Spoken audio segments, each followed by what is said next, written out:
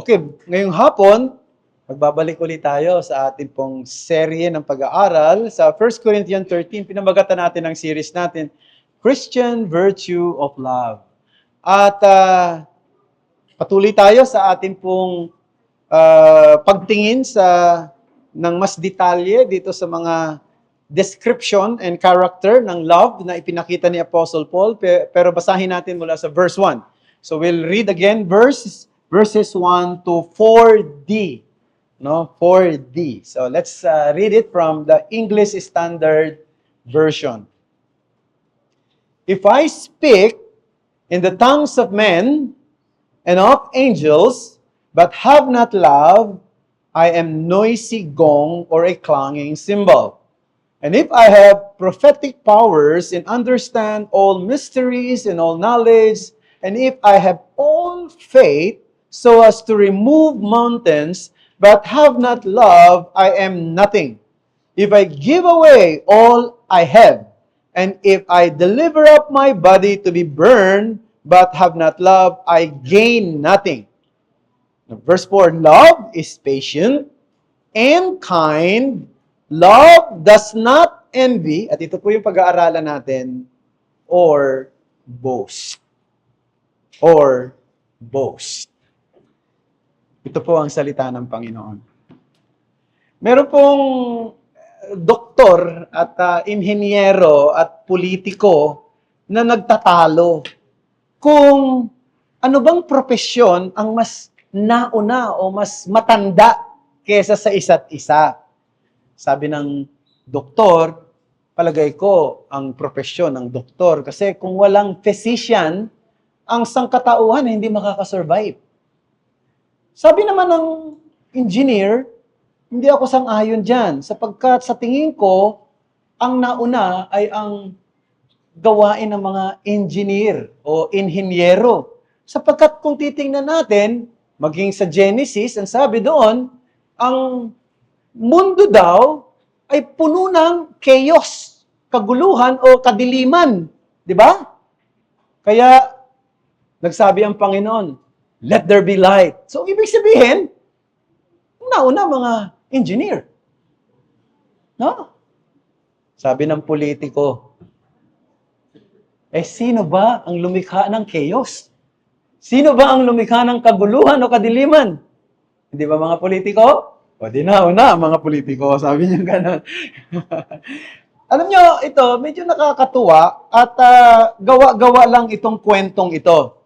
Pero ito ay isang common human tendency na ang isang tao ay magyabang o magmalaki, mag-take pride sa kanyang achievement. Whether that achievement na na-accomplish niya ay nagbibigay ng kabutihan sa marami o maaaring nagbibigay ng problema o kaguluhan. Katulad halimbawa, yung mga terorista, yung mga terrorist group, pag may ginawa silang pagsabog sa isang lugar at marami na matay, di ba? Hindi mo na kinakailangan tanungin kung sino ang gumawa.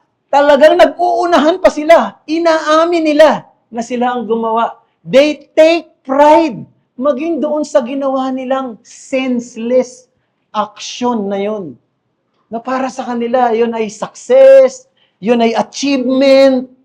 Di ba? Ang ibig sabihin, talagang deeply rooted sa kalikasan ng isang makasalanang tao na magmalaki kung ang ginawa mo man ay makakabuti sa iba o makakasama o magbibigay ng problema sa iba. Pinagmamalaki mo yan. Kaya yan, embedded yan sa sinful nature natin. Pero alam niyo mga kapatid, ito ang problema. Kasi maging tayong mananampalataya, meron pa rin tayong inclination doon tulad ng diniscuss natin kaninang umaga. Meron pa rin tayong inclination na magmalaki. Meron pa rin tayong inclination na magyabang. Maging mapagmataas. Kaya, ang salita ng Diyos ay nag-provide sa atin ng daan para ma-overcome natin yan. At yan ay ang daan ng pag-ibig. The way of love. Now, sinabi ko na sa inyo ito, nakaraan. In many cases, pag pinag-uusapan natin yung love, ang pumapasok sa atin lagi, romantic or emotional vibration. Totoo naman na pag pinag-uusapan ng love, hindi, meron naman talagang place ang romance at meron ding place yung emotion sa bagay na yan. Pero dito sa 1 Corinthians 13, kaniyang inilatag ang pag-ibig sa mas malalim na paraan. Sinabi ni Pablo, ang pag-ibig hindi siya gift, hindi siya kaloob, kundi siya ay daan. No? At pagkatapos niyang ipakita yon, dinescribe niya yung mga karakter. Pero bago niya dinescribe, sinabi niya, ito ay daan. 1 Corinthians 12:31, sinabi niya, di ba, ang pag-ibig ay excellent way. The more excellent way. Hindi lang siya daan, kundi more excellent way. It is the path that gives value to our spiritual gifts and makes our service acceptable to God. Kung walang pag-ibig, lahat ng gagawin natin, walang kabuluhan. Parang nag-multiply ka ng anumang numero sa zero. It will end up or equal zero. Now, pagdating sa verse 4, sinimula ng ilarawan ni Pablo ang karakter ng pag-ibig. At pansinin ninyo, sa paglalarawan niya dito, bawat quality na binabanggit niya, nagka-counter sa natural tendencies natin. Diba? Sabi dito, love is patient. Ang pag-ibig daw ay matiisin. Di ba yan ang ano ba yung natural tendency natin? Hindi tayo matiisin. We are naturally impatient. Kaya sabi ni Paul, love is patient. Ano pa? We are naturally unkind. Kaya sabi niya, love is kind. And then, ano yung pag-isang tendency natin? Yun ang pinag-aralan natin nung huli. No? Mainggitin tayo eh. Aminin ba natin o hindi? Naiinggit tayo. Nagsiselos tayo. Kaya ang sabi niya, love does not envy. Ngayon, isa pa. Ito na yung pag-aaralan natin. Hindi ba? Totoo, aminin natin. Incline pa rin tayong magyabang, magmalaki, no, magmataas. Kaya sabi niya, love does not boast. So, ang pag-ibig ay tumatayo ng isang direktang oposisyon sa kayabangan. Yung kayabangan ay isang natural na impulse natin yan. Parang tibok ng puso natin yan. We take pride on our abilities. We take pride on our achievements. We take pride on our appearance. We take pride on the character of our family. We take pride on our children. Di ba?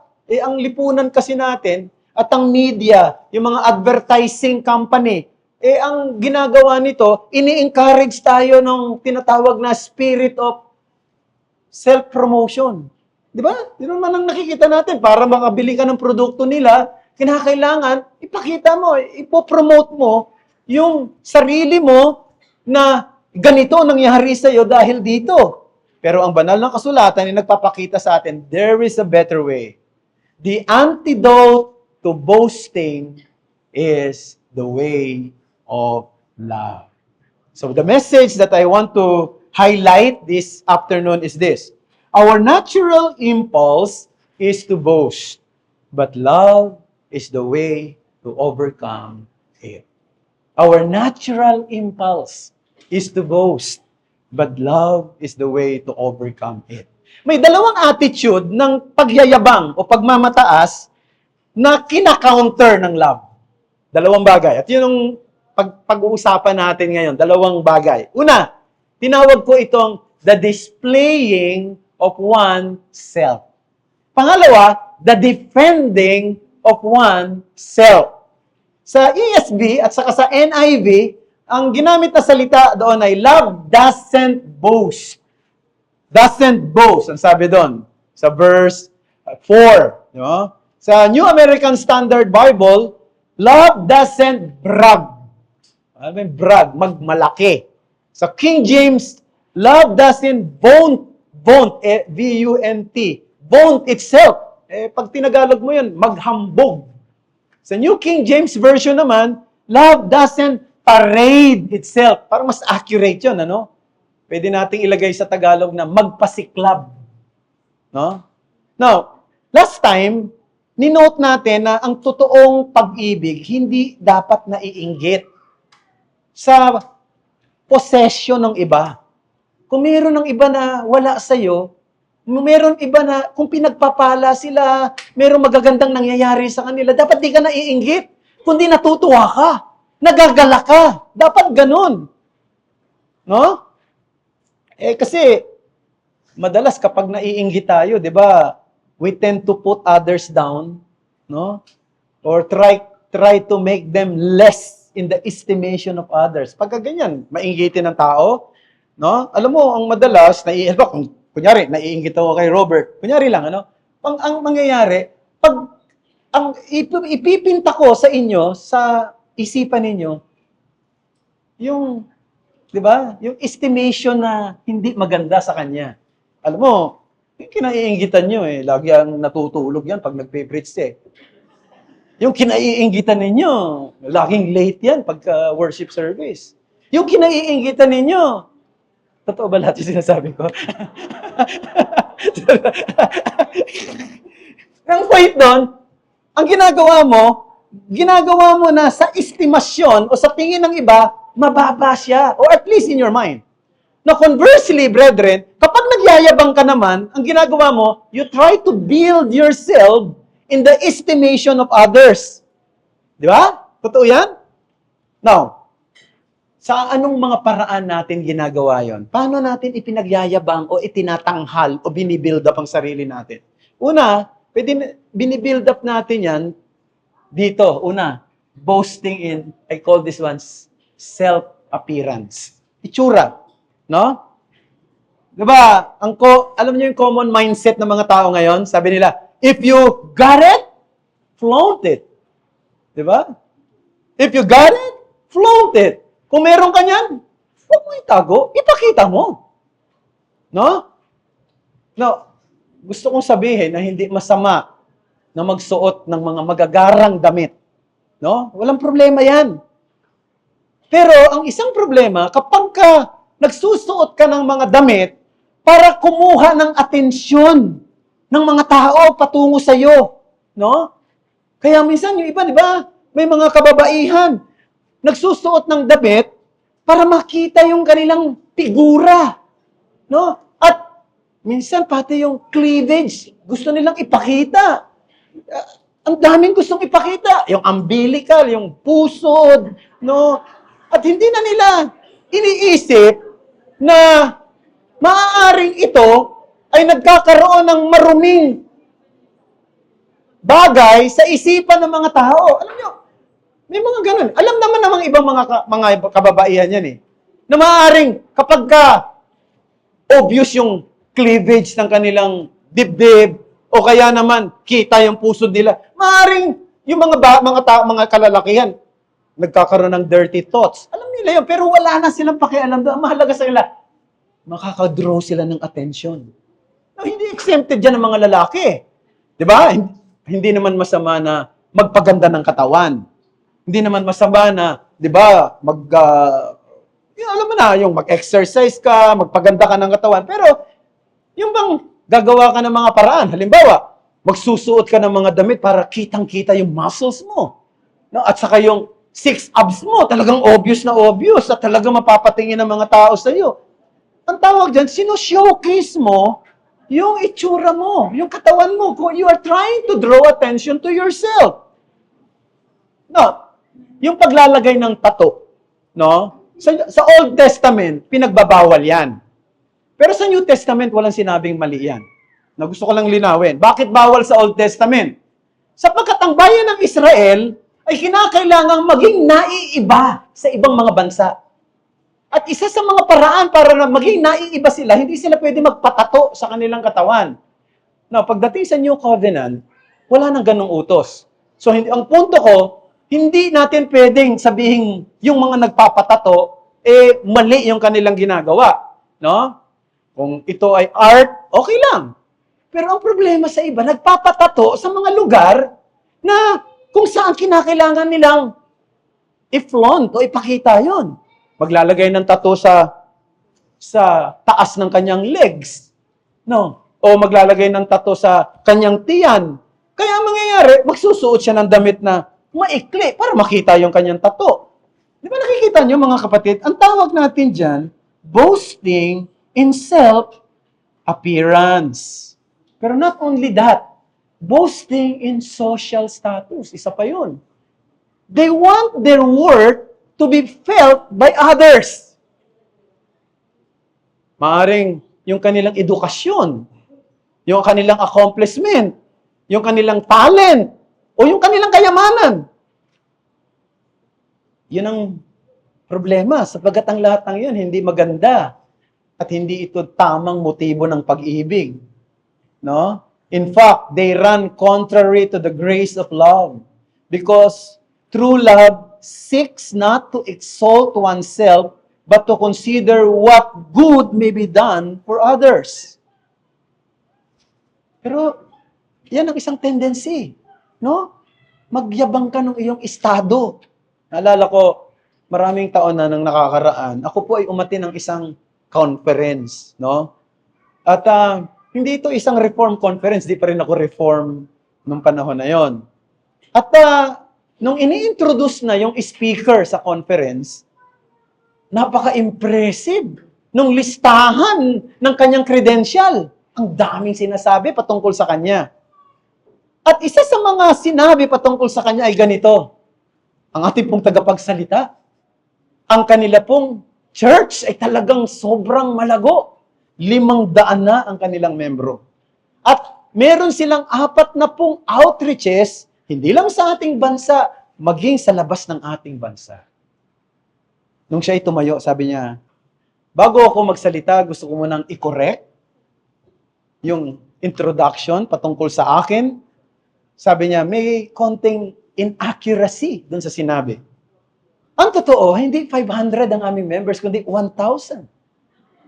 No? At ang aming outreaches ay hindi 40, kundi 100 outreaches here and in abroad. Boasting in social status. Pero ito yung mas matindi. Boasting in spiritual gifts. Boasting in spiritual gifts or spiritual knowledge.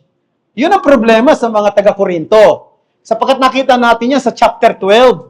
Di ba? Ginagamit nila yung kanilang mga spiritual gifts para i-display yung kanilang kakayanan. Parang competition ang nangyari, patalbugan, pasiklaban.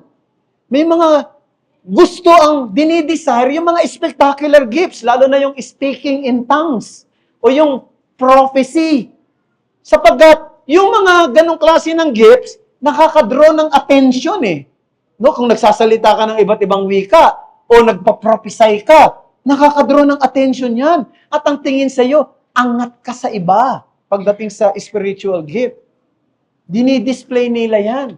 Pero hindi yan ang totoong dapat mangyari sapagkat yan ay kontra sa tinatawag nating kalikasan o nature ng church. Bakit ko nasabi yun? Hindi ba? Paano ikinumpara ni Pablo ang iglesia? Hindi ba ikinumpara ni Pablo ang iglesia sa isang katawan? Isang katawan? Ang ibig sabihin, ang bawat bahagi, mahalaga. Yung bahagi ng katawan na nakikita at yung bahagi ng katawan na hindi nakikita. Mahalaga yung kamay, mahalaga yung mata, mahalaga yung ilong, yung bibig. Pero mahalaga rin yung atay. Mahalaga rin yung baga. Mahalaga rin yung, ano pa ba, kidney. So, na hindi nakikita.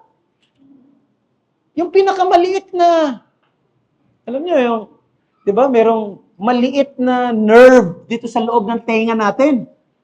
Pag nag-malfunction yun, mawawala tayo sa balanse. Anong tawag sa sakit na yan? Vertigo. Di ba? Bakit, di ba, nagkakaroon ng vertigo yung nawawala sa balanse? Ang problema, nasa loob ng tenga. Merong nerve na maliit lang doon na nagmamalfunction. Isipin nyo, mga kapatid, na ang bawat bahagi, maliit man, malaki man, nakikita o hindi, ay merong crucial role sa katawan. Ganon din sa iglesia. Every member of the church has a vital function. Kaya nga, yung mga kaloob natin ay hindi natin dapat ginagamit para lang i-display ang ating galing. Sapagkat kokontra yan sa tunay na layunin ng iglesia. Inconsistent yan sa tunay na nature ng church. And this kind of attitude is inconsistent with the true way of love. Pero para sa akin, marami pang mas pangit eh. Halimbawa, isa pa sa mga pangit na pagyayabang, yung tinatawag na holier than thou attitude. Napaka-subtle yon, yung holier than thou. Ibig sabihin nun, ito yung feeling mas banal siya. Feeling niya mas spiritual siya. Feeling niya mas angat siya sa iba pagdating sa relationship niya sa Panginoon. Now, hindi naman natin maririnig siguro na sasabihin niya yun, alam mo ba, pagdating sa relasyon sa Diyos, baka malayo ka sa akin. Na parang hindi naman niya sasabihin niya gano'n. Yabang na talaga ang dating. Pero, makikita mo yun kung paano niya itatrato yung kanyang kapwa. No? Makikita mo yun kung paano niya itrato yung mga kapatid.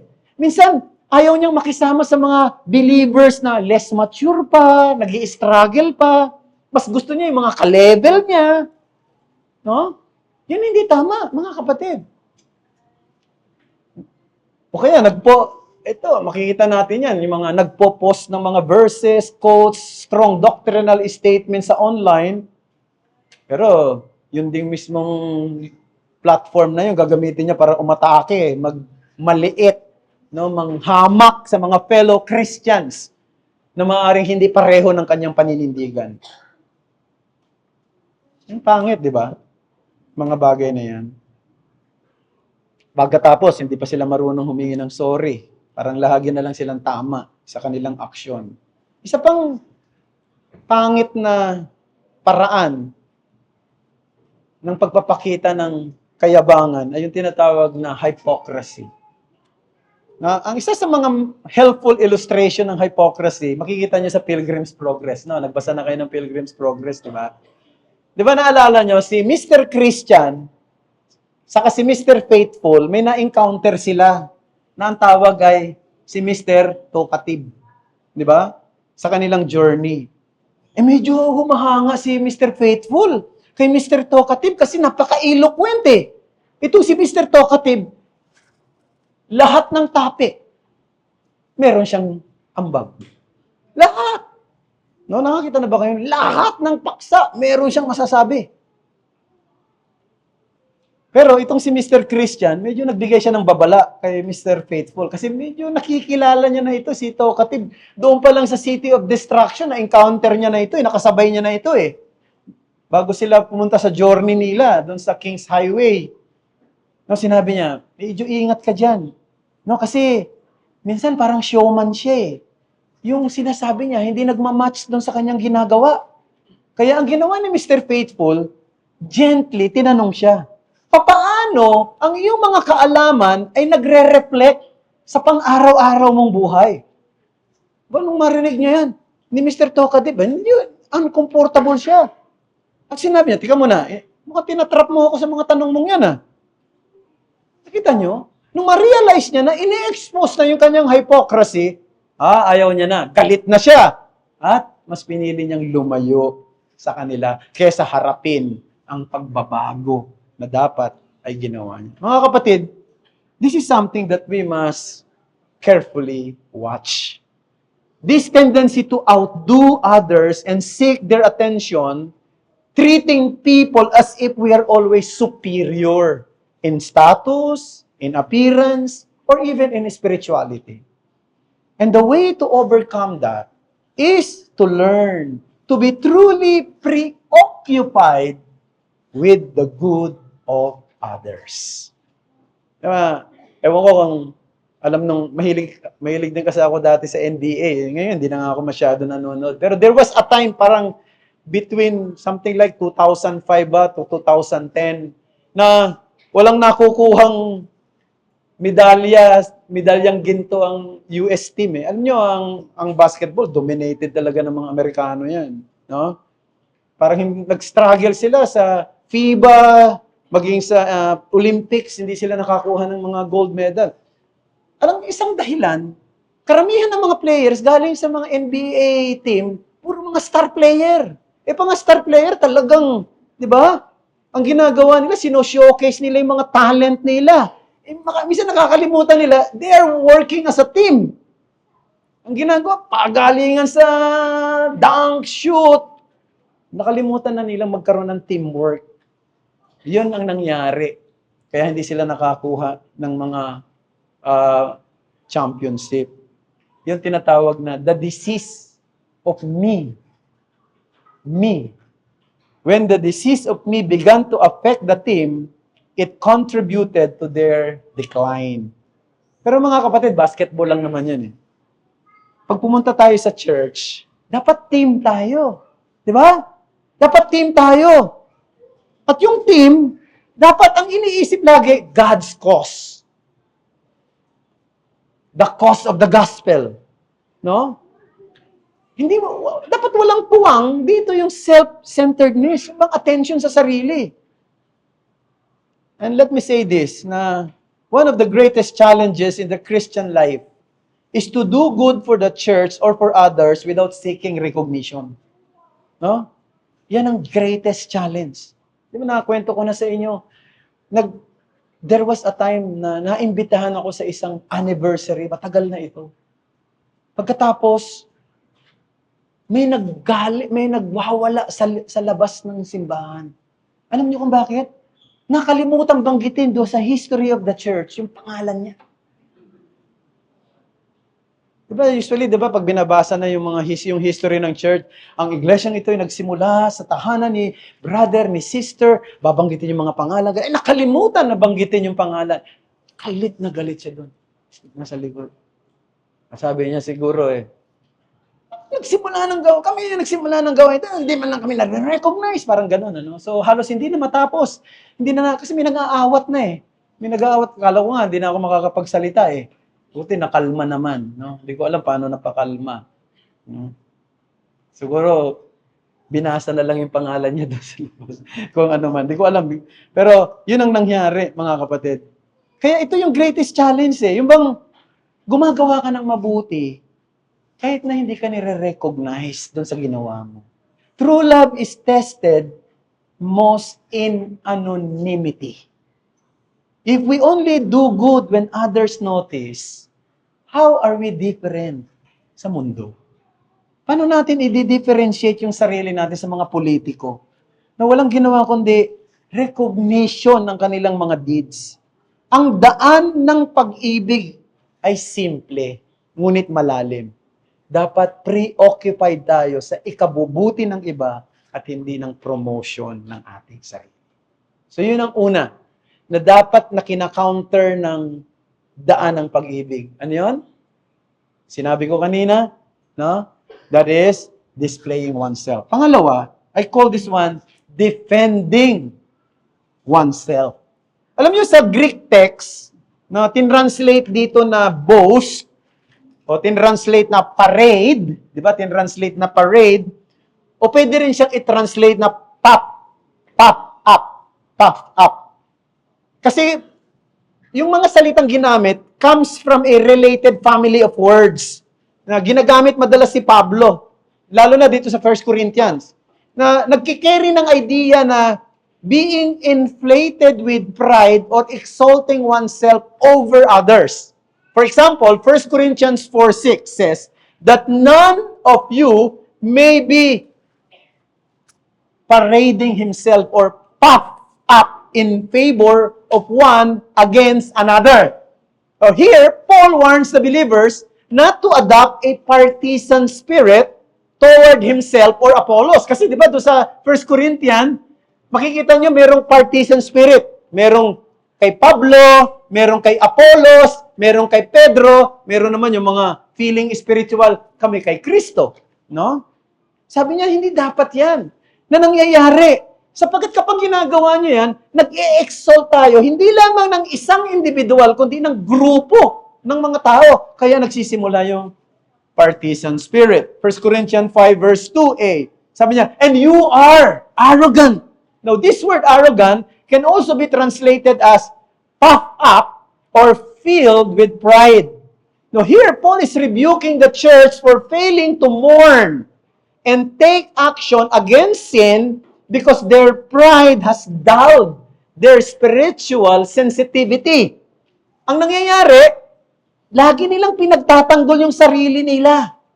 Nung may ginawa na ngang mali, pinagtatanggol pa. Parang ganyan. Paano nakikita yung ganyang klase ng espiritu? Una, nakikita yan sa ganitong diwa. Halos magka-relate itong sasabihin ko. Una, I call this one assuming that I am always right. Now, napansin nyo ba sa mga politiko na meron tayo rito? No?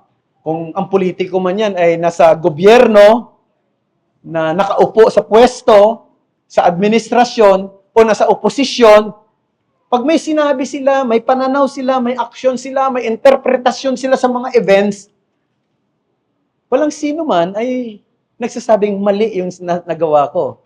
Mali yung nasabi ko. Pinagtatanggol nila kung ano man ang nasabi nila. Ano man yung ginawa nila.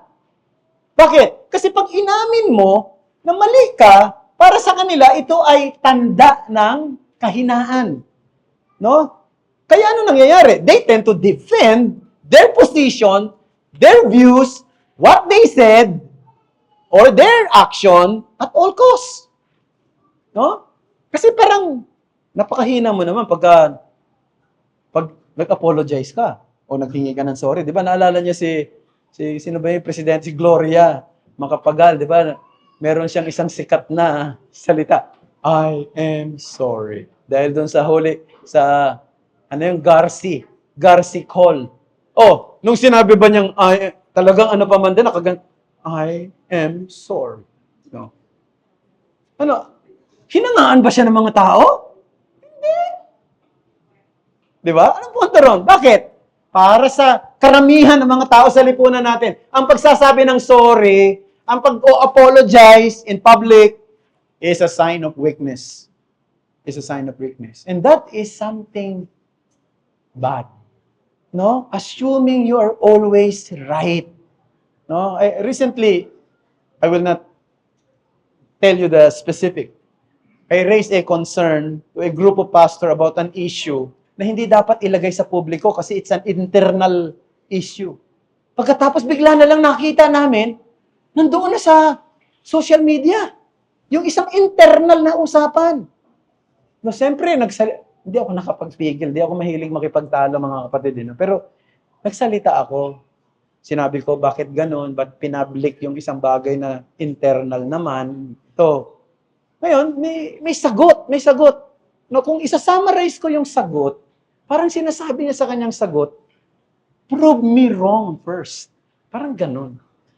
Now, in many cases, yung mga bagay na ang tingin ko ay common sense lang na-overshadow ng pride. Yung bang ini-insist mo o pinagtatanggol mo lagi yung action mo rather than humbly acknowledging yung possible error. Nagkakamali pa rin naman kasi tayo Nagkakamali pa rin ako sa sinasabi ko, nagkakamali pa rin ako sa action ko, di ba? Na-overlook ko yung isang bagay. But rather than admitting it, prove me wrong. Not only assuming I'm always right, yung pangalawa ay halos related din doon sa bagay na ito. Avoiding admission of wrong. Now, this is almost the same as the first one. Pero araw-araw, nakikita natin, nababasa natin, naririnig natin ang mga crimes na nangyayari sa ating kapaligiran. Yung iba nga, nahuhuli. Pero bihira kang makakapakinig ng mga, di ba, gumawa ng krimen, tapos nag-apologize sa ginawa nila. Meron din, pero bihira. No? Di ba? Ewan ko kung napanood nyo, I think 2 days ago, may napanood ako na, di ba meron bagong modus ngayon na pumupunta sila sa isang bahay na merong nagsiselebrate ng birthday, tapos magdadala sila ng cake, at sasabihin nila, meron pong padalang cake si Mayor sa inyo. Siyempre naman, wow, si Mayor may padalang cake. Papapasukin niya, yung pala. Di ba? Magnanakaw na yon, hold-upper na yon, no? At maraming nilimas. Nilimas talaga yung kanilang mga kasangkapan doon at mga pera. Now, mabuti na lang, na-trace. No, ay nahuli. Yung driver. Driver pa lang yung nahuli. Nung kini-interview na siya, imbis na sabihin niya, opo, kasalanan na gawa naman, sabi niya, hindi ko alam na yun pala ang intensyon ng mga kasama ko. Akala ko magdadala lang talaga kami ng cake. Sino ba naman maniniwala sa'yo? Nang ibig sabihin, still, avoiding admission of wrong. Pero mga kapatid, the Word of God calls for transformation, not only of individual lives, but of the society as well. Yet true change always begin with what? Repentance. And repentance necessarily involve admission of sin and wrongdoing. Ang isang tao mapagmayabang, mapagmataas, mapagmalaki, no? Hindi niya gagawin 'yon. Ang kanyang intensyon ay laging ipagtanggol ang kanyang sarili. May nagsabi ng ganito. Natuwa ako dito sa ganitong saying. Pakinggan niyo maigi. Sabi niya, our own faults get us into trouble. Our own faults get us into trouble. And our own pride keeps us there. Di ba? Yung daw pagkakamali natin, dinadala tayo sa problema. Pero yung kayabangan natin, ang siyang dahilan kung ba't nananatili tayo sa ganong klaseng kalagayan. This shows again that love is contrary to this spirit. True love is willing to admit you're wrong and you seek restoration. No, minsan siguro iniisip ng iba kaya ayaw nilang manghingi ng sorry o kaya madalas pinagtatanggol nila yung mga sinasabi nila o ginawa nila kasi ito ang mark ng isang taong may prinsipyo. No?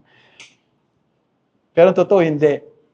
True maturity is seen in the willingness to say, I'm wrong. Especially when others have been offended.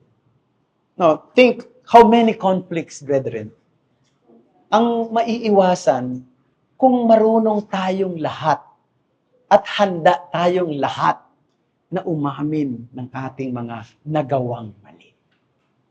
Siguro, mabilis na naaayos ang mga problema. Pero hindi. Yun ang mahirap nating gawin. Isa sa mga pwede nating sabihing dakilang tao sa kasaysayan ng iglesia ay walang iba kundi si Saint Augustine. Sinasabi na si Saint Augustine ang naka-impluwensya ng husto kay Martin Luther at kay John Calvin. Kaya pag binasa niyo yung mga writings ni Calvin at saka ni Luther, reflective yun ng mga naunang sinulat ni Saint Augustine of Hippo. 'Di ba? Si Saint Augustine, ang isa sa mga pamilyar o sabi nating sikat na naisulat niya yung City of God. Binasa ko 'yun, hindi ko halos maintindihan No? Ang hirap intindihin, kaya mabagal. Pero medyo madaling intindihin yung kanyang confession. Ang ganda. So try to read that if you have time. Meron yan sa internet, no? Doon sa dalawang sinulat niyang yun, talagang pinagtanggol ni Saint Augustine yung truth ng Scripture. Kaya doon lumabas na yung mga theological truths about doctrine of elections and so many things. Doon pa lang, no? Pero merong sinulat si Saint Augustine na hindi masyadong sabi natin hindi masyadong naging highlight. Meron pa siyang isinulat niya ito nung malapit na siyang mamatay. Ang pangalan ng libro ay Retractationes o sa Ingles ay Retractions. Doon, isinulat niya ang mga bagay na inamin niya na mali na nagawa niya dati. Openly inadmit niya at kinorek niya yung maraming errors niya roon. Pero alam niyo ba, kahit isinulat niya yon, hindi nag-diminish yung kanyang kadakilaan. In fact, lalong natanghal yung kanyang kadakilaan dahil sa kanyang kapakumbabaan. It shows that the true strength is found not in self-defense, but in honest repentance. And this is a challenge for us, brethren. Are we willing to admit and repent of our sins against one another? Are we willing to acknowledge when we have offended others? Sana. No? Willing tayo. Kasi, sabi ko nga, how different our relationship would be kung if we live this way consistently. Kasi ang pagmamataas, walang dapat lugar yan sa buhay ng mga mananampalataya. Pinaalala ni Pablo sa Corinthians, 1 Corinthians 4:7, basahin natin. Sabi niya sa mga taga-Korinto, "What do you have that you did not receive? If then you receive it, why do you boast as if you did not receive it?" Ano kung meron kayo na hindi nyo tinanggap? Lahat ng meron kayo, hindi galing sa inyo, tinanggap nyo yan. Kaya, dapat may ganun tayong klase ng attitude na blessing lang ito, biyaya lang kung ano mga meron ako. Kaya hindi ako dapat maging mayabang, hindi ako dapat maging mapagmalaki. Pero gusto kong sabihin, sino ba dapat nating tingnan na siyang supreme example ng lahat ng ito? Di ba walang iba kundi ang Panginoong Kristo? Siya'y Diyos, nasa mataas siyang kalalagayan. Siya ang may kontrol ng lahat ng bagay. Siya ang may hawak ng sansinukob. Iniwan niya ang kanyang mataas na kalagayan. No? Nasa kanya ang lahat ng karapatan para maging mayabang, para magmalaki. Sapagkat lahat ay pag-aari niya. Pero, nagpakababa siya. Isang ganap at sakdal na pagpapakababa. Naging tao siya. At sa ganyang pagiging tao, sabi siya, tulad sa isang alipin na naging mababa at sumunod hanggang sa kanyang kamatayan. Kaya dapat maging katulad ang ugali natin sa kanya. We should all strive to be like him.